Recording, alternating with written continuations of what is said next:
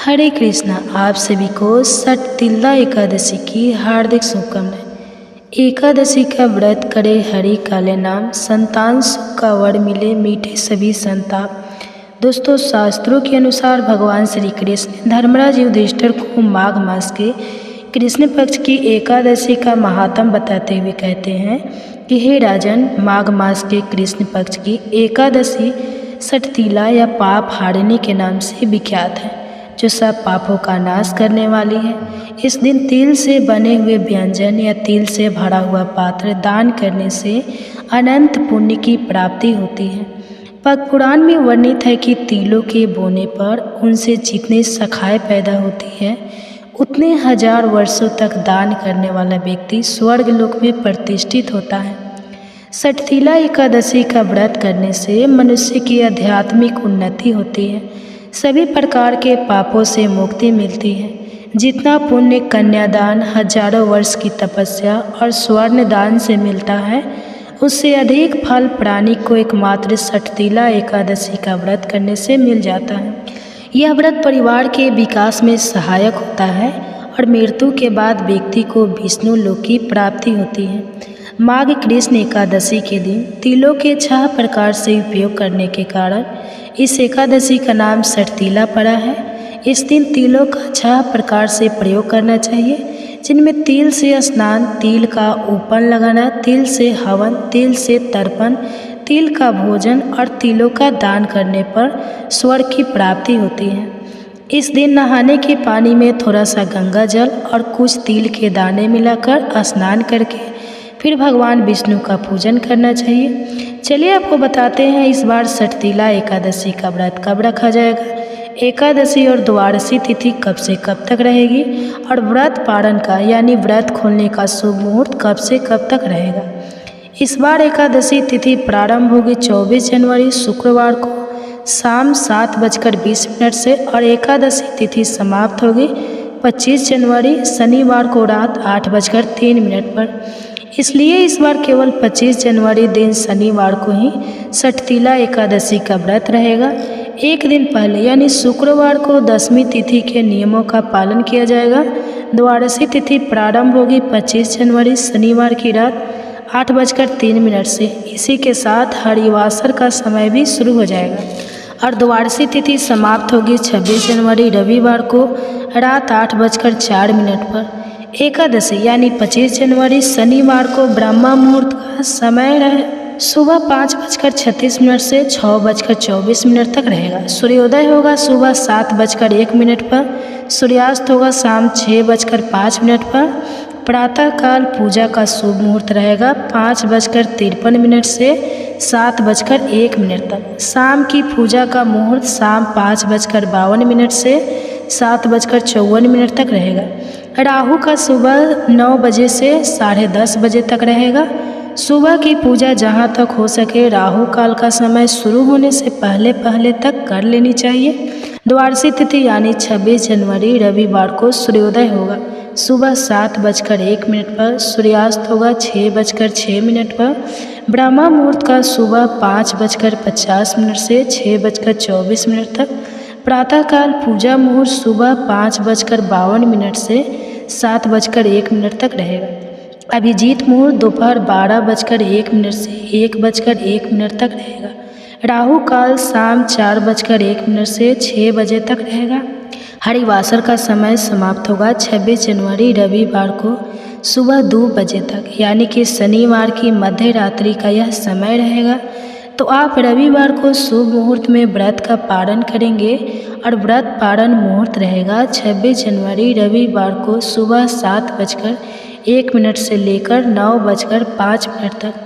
व्रत हमेशा शुभ मुहूर्त में ही खोलना चाहिए। किसी कारण से सुबह आप व्रत ना खोल पाए तो ऐसे में दोपहर 1 बजे से 3 बजे के बीच में भी आप एकादशी का व्रत खोल सकते हैं। आइए अब सुनते हैं सटतिला एकादशी व्रत कथा, जिसे सुनने मात्र से होगी आपकी सभी मनोकामनाएं की पूर्ति। भगवान श्री कृष्ण के श्रीमुख से एकादशियों का महत्व सुनकर श्रद्धापूर्वक उन्हें प्रणाम करते हुए अर्जुन ने कहा, हे केशव, आपके श्रीमुख से एकादशियों की कथाएं सुनकर मुझे असीम आनंद की प्राप्ति हुई है। हे मधुसूदन, कृपा कर अन्य एकादशियों का महात्म सुनाने की भी अनुकंपा करें। हे अर्जुन, अब मैं माघ मास के कृष्ण पक्ष की सटतीला एकादशी व्रत की कथा सुनाता हूँ। इस बार दलभेद ऋषि ने पुलस्त्य ऋषि से पूछा, हे रसश्रेष्ठ मनुष्य, मृत्यु लोक में ब्रह्मा हत्या आदि महापाप करते हैं और दूसरे के धन की चोरी तथा दूसरे की उन्नत देखकर ईर्ष्या आदि करते हैं। ऐसे महान पाप मनुष्य क्रोध, ईर्ष्या, वेग और मूर्खता वश करते हैं और बाद में शोक करते हैं कि हाय, हमने क्या किया। हे महामुनि, ऐसे मनुष्य को नरक से बचाने का क्या उपाय है? कोई ऐसा उपाय बताने की कृपा करे जिससे ऐसे मनुष्य को नरक से बचाया जा सके, अर्थात उन्हें नरक की प्राप्ति ना हो। ऐसा कौन सा दान पुण्य है जिसके प्रभाव से नरक की यातना से बचा जा सकता है? इन सभी प्रश्नों का हल आप कृपा पूर्वक बताइए। दलवी आर्ष की बात सुन पुलस्त्य जी ने आर्ष से कहा, हे मुनिश्रेष्ठ, आपने मुझसे अत्यंत महत्वपूर्ण प्रश्न पूछा है। इससे संसार में मनुष्य का बहुत लाभ होगा। जिस रहस्य को इंद्र आदि देवता भी नहीं जानते, वह रहस्य मैं आपको अवश्य ही बतलाऊंगा। माघ मास आने पर मनुष्य को स्नान आदि से शुद्ध रहना चाहिए और इंद्रियों को वश में करके तथा काम, क्रोध, लोभ, मोह, ईर्ष्या तथा अहंकार आदि से सर्वथा बचना चाहिए। पुष्य नक्षत्र में गोबर, कपास, तिल मिलाकर उपले बनाने चाहिए। इन उपलों से 108 बार हवन करना चाहिए। जिस दिन मूल नक्षत्र और एकादशी तिथि हो तब अच्छे पुण्य देने वाले नियमों को ग्रहण करना चाहिए। स्नान आदि नैतिक कर्म से देवों के देव भगवान श्री हरि का पूजन और कीर्तन करना चाहिए। एकादशी के दिन उपवास करें तथा रात को जागरण और हवन करें। उसके दूसरे दिन धूप, दीप, नैवेद्य से भगवान श्री हरि की पूजा अर्चना करें तथा खिचड़ी का भोग लगाएं। उस दिन श्री विष्णु को पेठा, नारियल, सीताफल या सुपारी सहित अर्घ्य अवश्य देना चाहिए। तदुपरांत उनकी स्तुति करनी चाहिए। हे जगदीश्वर, आप निराश्रित को शरण देने वाले हैं। आप संसार में डूबे हुए का उद्धार करने वाले हैं। हे कमल नयन, हे मधुसूदन, हे जगन्नाथ, हे पुंडरीकाक्ष, आप लक्ष्मी जी का सहित मेरे इस तुच्छ अर्घ्य को स्वीकार कीजिए। इसके पश्चात ब्राह्मण को जल से भरा घड़ा और तेल दान करना चाहिए। यदि संभव हो तो ब्राह्मण को गौ और तेल दान देना चाहिए। इस प्रकार मनुष्य जितने तिलों का दान करता है वह इतने ही सहस्त्र वर्ष स्वर्ग में वास करता है। तिल स्नान, तिल की उपटन, तिलोदय पूर्व में तिलों का प्रयोग सटतीला कहलाती है। उससे अनेक प्रकार के पाप नष्ट हो जाते हैं। इतना कहकर पुलस्त्य ने कहा, अब मैं एकादशी की कथा सुनाता हूँ। एक बार नारद मुनि ने भगवान श्री हरि से सटतीला एकादशी का महात्म्य पूछा। वे बोले, हे प्रभु, आप मेरा प्रणाम स्वीकार करें। सटतीला एकादशी के उपवास का क्या पुण्य है, उसकी क्या कथा है, कृपया कर मुझसे कहिए। नारद की प्रार्थना सुन भगवान श्री हरि ने कहा, हे नारद, मैं तुम्हें प्रत्यक्ष देखा सत्य वृत्तांत सुनाता हूँ। ध्यानपूर्वक श्रवण करो। बहुत पहले मृत्यु लोक में एक ब्राह्मणी रहती थी। वह सदा व्रत उपवास किया करती थी। एक बार वह 1 मास तक उपवास करती रही। इससे उसका शरीर बहुत कमज़ोर हो गया। वह अत्यंत बुद्धिमान थी। फिर उसने कभी भी देवताओं तथा ब्राह्मणों के निमित्त अन्न दान का दान नहीं किया। मैंने चिंतन किया कि इस ब्राह्मणी ने उपवास आदि से अपना शरीर तो पवित्र कर लिया है तथा इसको वैकुंठ लोक भी प्राप्त हो जाएगा, किंतु इसने कभी अन्न दान नहीं किया है। अन्न के बिना जीव की तृप्ति होना कठिन है। ऐसा चिंतन कर मैं मृत्यु लोक में गया और उस ब्राह्मणी से अन्न की भिक्षा मांगी। इस पर उस ब्राह्मणी ने कहा, हे योगीराज, आप यहाँ किस लिए पधारे हैं? मैंने कहा, मुझे भिक्षा चाहिए। इस पर उसने मुझे एक मिट्टी का पिंड दे दिया। मैं उस पिंड को लेकर स्वर्ग लौट आया। कुछ समय व्यतीत होने पर वह ब्राह्मणी शरीर त्याग कर स्वर्ग गई। मिट्टी के पिंड के प्रभाव से उसे उस जगह एक आम वृक्ष सहित घर मिला, किंतु उसने उस घर को अन्य वस्तुओं से खाली पाया। वह घबराई हुई मेरे पास आई और बोली, हे प्रभु, मैंने अनेक व्रत आदि से आपका पूजन किया है, किंतु फिर भी मेरा घर वस्तुओं से रिक्त है। इसका क्या कारण है?